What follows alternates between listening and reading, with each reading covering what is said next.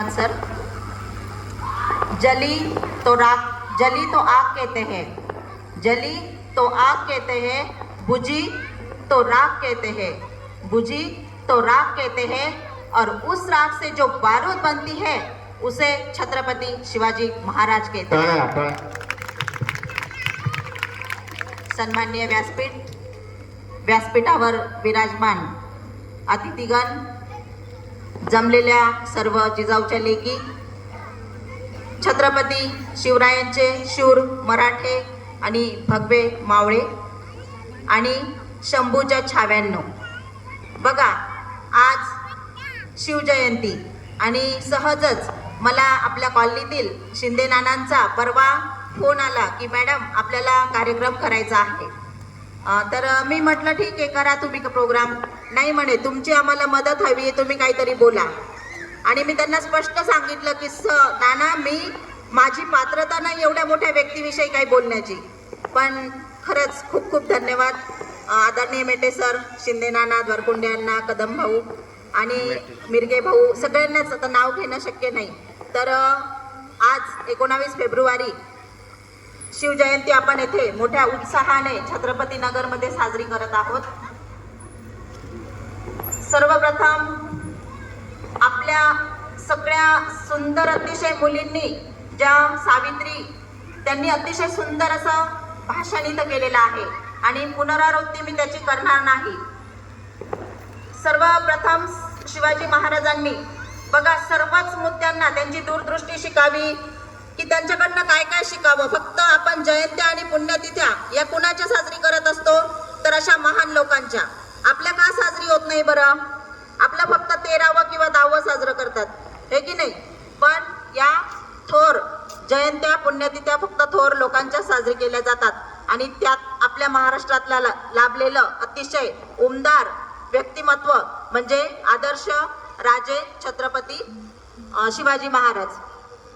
तर बघा सुरुवातीला तुम्हाला थोडासा इतिहास सांगावासा वाटतो जो की आत्ताच या मुलीने सर्व सविस्तर माहिती दिलेली आहे। अतिशय आपल्या अजगराने ज्याप्रमाणे विळखा घालावा महाराष्ट्राला त्याप्रमाणे मुसलमान ज्या जुलमी ज्या राजवटी होत्या त्यांनी अतिशय वेढून टाकलेलं होतं आणि अतिशय आक्रमण आपल्या देवळांवर शेतांवर शेतं सुद्धा त्यांनी उद्ध्वस्त केली होती, देवळे सुद्धा पाडून टाकलेली होती। आणि या सर्वांना तोंड देण्यासाठी ज्याप्रमाणे कुरुक्षेत्रावर श्रीकृष्णाने अर्जुनाला गीता सांगितली, यदा यदा हि धर्मस्य ग्लानिर्भवति भारत अभ्युत्थानम धर्मस्य संभवामी युगे युगे, या उक्तीप्रमाणे खरोखरच जणू काही परमेश्वराचा अवतार म्हणजे आपले हे राजे छत्रपती शिवराय। अतिशय अगदी विष्णूचाच अवतार मला वाटतो। तुम्ही बघा ज्या वेळेला शिवनेरी किल्ल्यावर त्यांचा जन्म झाला तो दिवस म्हणजे 19 फेब्रुवारी 1930 साली, आणि जिजामातेने त्यांना तिथंच वाढवलं। आपल्यासारखं ते मोबाईलचे गेम खेळत बसले नाही, टीव्हीवर सिरियल्स बघत बसले नाही, तर त्यांनी मातीचे किल्ले, डोंगरात पळणं आणि दगडगोटे जमा करणे या सर्व शिक्षण त्यांनी त्यावेळेला घेतलं।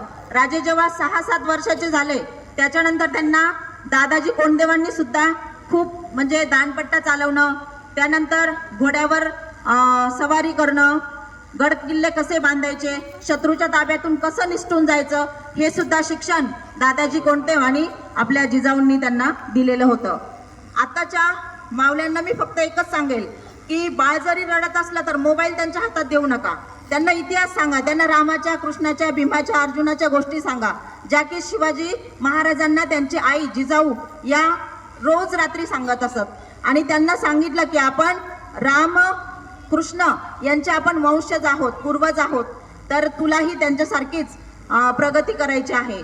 ती म्हणजे रामाने जसं रावणाला ठार मारलं आणि कृष्णाने जसं कंसाला ठार मारलं तर तुला सुद्धा करायचं आहे। तुम्हाला सर्वांना इतिहास माहीत आहे की त्या काळी स्त्री अशी आपल्यासारखी आज जशी मी उभी आहे केवळ शिवराय, जिजाऊ आणि क्रांतिज्योती सावित्री माता यांच्यामुळेच। तर त्यावेळेला आपण असं सहज घराबाहेर पडू शकत नव्हतो।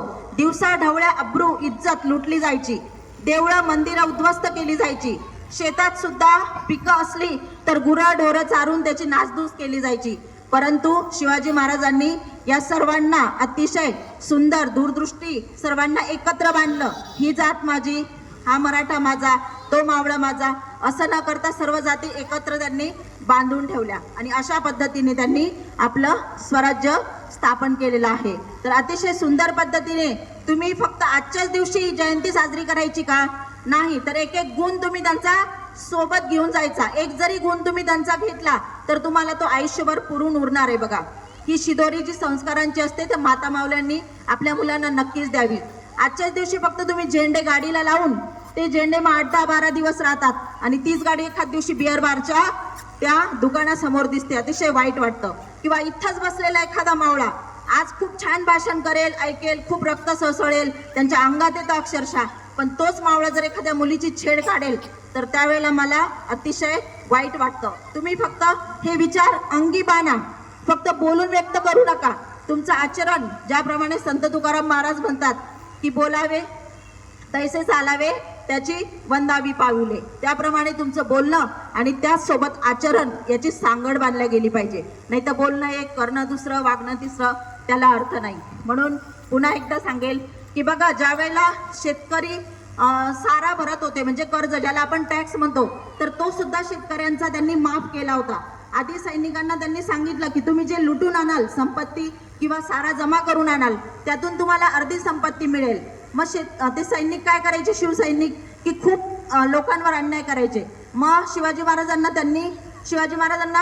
त्यांनी सांगितलं की हे चुकीचं आहे. मग त्यांनी काय केलं, त्यांना पगार दिला, वेतन दिलं आणि त्यांनी मग त्याच्यावर कंट्रोल आणलं. अतिशय व्यवस्थित पद्धतीने जर पाऊस पडला नाही, दुष्काळी परिस्थिती असेल तर त्यावेळेला शिवाजी महाराजांनी त्यांना कर्जमाफी सुद्धा त्यावेळेला केली. बघा, म्हणजे आज आणि त्यावेळेसचा तो फरक बघा किती सुंदर आहे.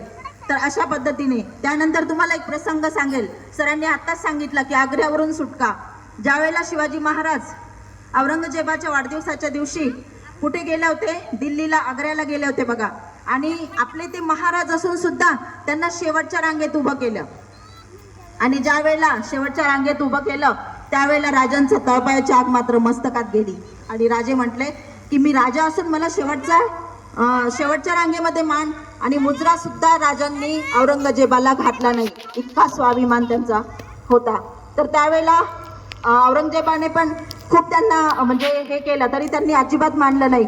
नंतर दिलेर खानाने आणि औरंगजेबाने बघा त्यांच्यासोबत शंभूराजे पण होते, तर छोटासा हत्ती त्याला भेट दिला. कुणाला? शंभूराजांना. तर दिलेर खान हसत हसत म्हणाला की शंभूराजे, तुम्ही हा छोटासा हत्ती तुम्ही कसा नेणार तुमच्या महाराष्ट्रात? तर अतिशय सुंदर उत्तर ऐकण्यासारखं आहे बघा. शंभूराजे म्हणले की ये तो जानवर है. क्या बोले?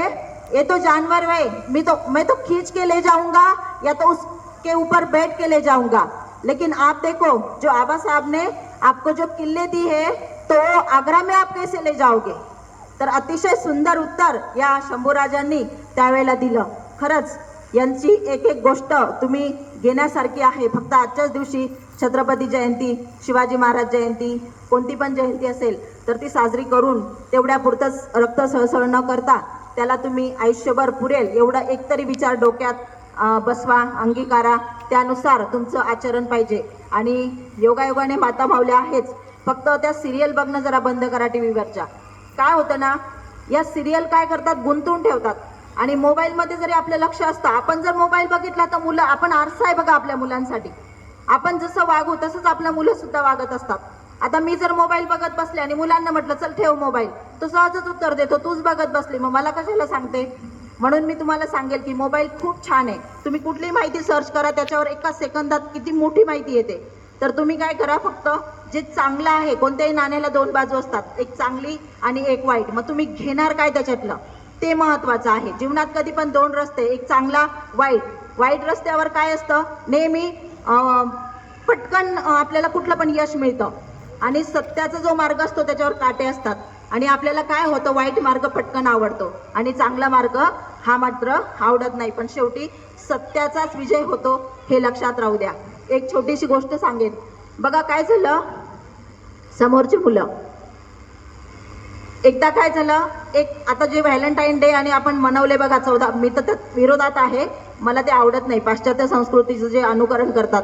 तर आताच व्हॅलेंटाईन डे वगैरे आपण मनवले तर एक प्रियकर आणि प्रेयसी असते आणि 2 मिनिटापूर्वी ते एकमेकाला म्हणत असतात की मैं तेरे बिगर जी नहीं सकता, मैं मर जाऊंगा अगर तू मुझे नहीं मिली, और आणि तो पण म्हणत असतो की तू जर मला मिळाली नाही तर मी मरून जाईल. पण काय होतं ना, ती जी मुलगी असते म्हणजे प्रेयसी जी असते ती एक छोटीशी चिठ्ठी लिहून ठेवते. त्यांचं बोलणं होत असतं आणि सहजच त्याला प्रियकराला ती चिठ्ठी सापडते आणि त्या चिठ्ठीवर लिहिलेलं असतं की हा निघून गेल्यावर तुम्हाला भेटण्यासाठी ये. तर बघा त्या प्रियकराची तळपायाची आग मात्र मस्तकात जाते की अरे ही मला धोका देते, इतकं मारतो इतकं मारतो इतकं मारतो तिला की फक्त ती मरायची बाकी राहते.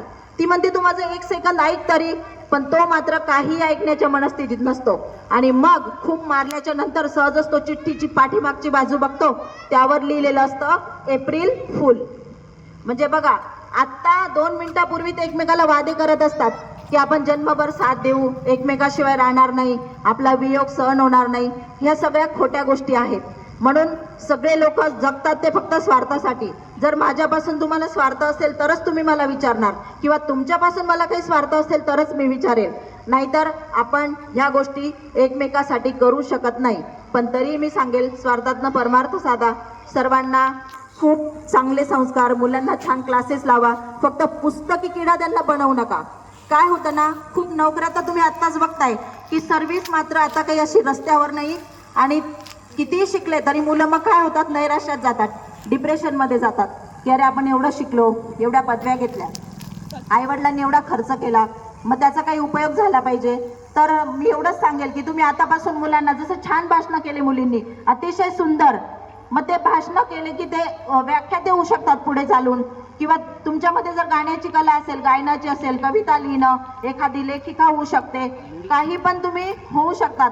तर मी एवढंच सगळ्यांना सांगेल. आणि जास्त वेळ न घेता मी आत्ताच एक जिजाऊ आणि शिवराय म्हणून छोटीशी कविता परवाच लिहिली होती, त्यात अख्खा इतिहास तुम्हाला 2 मिनिटात वाचून दाखवते आणि माझ्या या भाषणाला विराम देते.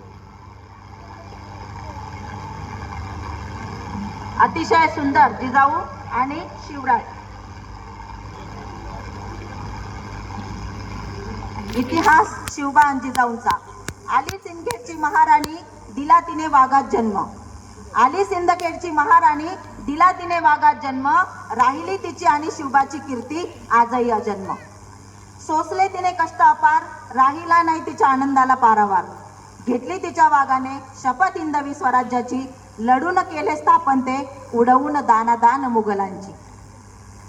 दिल्या त्याने तुरी बादशहाच्या हातावर, दिल्या त्याने तुरी बादशहाच्या हातावर, केली सुटका स्वतःची त्या दिल्लीच्या तख्तावर.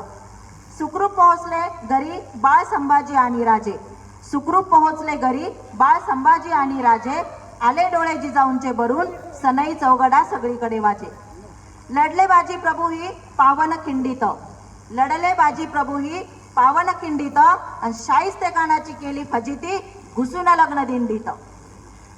लढला तानाजी कोंडाण्यासाठी, लढला तानाजी कोंडाण्यासाठी, लावले लग्न त्यांनी कोंडाण्याचे रायबा आधी, आणि घेतलाच कोंडाणा जिंकून, पडला दारा तीर्थी, गड आला पण सिंह गेला, मिळविली त्याने ही उपाधी. कळताच महाराजांना गैवरले ते फार, कळताच महाराजांना गैवरले ते फार, स्वतः जाऊन उमरठ्यास लावले रायबाचे लग्न, उचलून सारा भार. मूर्ती लहान पण कीर्ती महान, मूर्ती लहान पण कीर्ती महान, मात्र तरी घेतली टक्कर त्या अफजल खानाशी, आणि काढला त्याचा कोतळा बाहेर, आणि सुखरूप आले घराशी. असे घडले शिवराय, ज्यांनी केले स्वराज्य स्थापन, घेतलीच होती रायरेश्वराच्या मंदिरात सौंगड्यांसोबत ही आनंद. केलं स्वप्न पूर्ण त्यांनी मातेचं अन राज्याचं, केलं स्वप्न पूर्ण त्यांनी मातेचं अन राज्याचं, करून घेतला राज्याभिषेक सोहळा, वाहून सर्वस्व स्वतःचं. असे गेले शिवराय आणि जिजाऊ होऊन, असे गेले शिवराय आणि जिजाऊ होऊन, ठेवा रे तुम्ही त्याचं भान, नका जाऊ विसरून. ना त्याला होती कशाची पर्वा, ना होती कशाची भीती, ना त्याला होती कशाची पर्वा, ना होती कशाची भीती, सर्वांच्या सत्ता जुगारून घेतले स्वराज्य आपुल्या हाती. केले निदडा छातीने वार, चालविली त्यांनी बहादर समशेर. राहिला तो व्यापून कीर्तिरूपी सर्वेश्वर, ज्यांना मानाचा त्रिवार मुजरा आणि कोटी कोटी नमस्कार. ज्यांना मानाचा त्रिवार मुजरा आणि कोटी कोटी नमस्कार. असा माझा शिवबा, ज्यांचे 8वे रूप आणि 8वा प्रताप. आयोजकांनी इथे मला बोलण्याची संधी दिली, तर त्यांचे मी खूप खूप मनपूर्वक धन्यवाद व्यक्त करते. आणि बोलण्याच्या ओघात जर काही चुकलं असेल तर ते मला रिटर्न करा. जे चांगलं ते सोबत न्या. धन्यवाद. धन्यवाद. धन्यवाद मॅडम. या ठिकाणी आपल्या